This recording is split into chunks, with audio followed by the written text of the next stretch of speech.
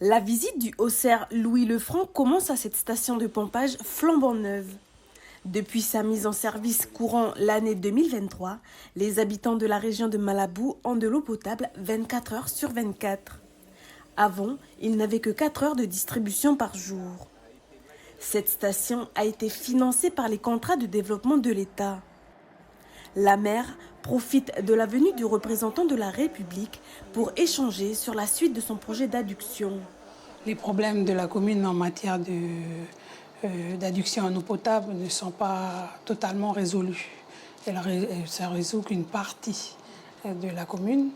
Et il reste encore les problèmes sur la pointe nord, mais également sur le district d'Arama. Et c'est ce qu'on a discuté avec le haut-serre. Poum est la première commune de la province nord où s'est rendu le haut-commissaire. Au vu du sinistre économique, il fait de cette collectivité une priorité. Ça faisait un long moment que je voulais me rendre à Poum, tout simplement avec le choc subi ici dans cette commune par la fermeture du site minier et la liquidation judiciaire de la Sonarep, l'un étant étroitement lié à l'autre. Et donc j'essayais d'imaginer, avant de m'y rendre, quel pouvait être le quotidien et les lendemains de tous les personnels qui travaillaient dans ce site minier, dans cette société de roulage.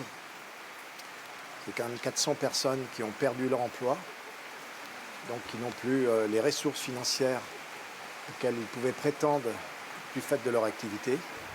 La visite s'est poursuivie au bout de la Grande Terre à Beaudepasse, puis en mer.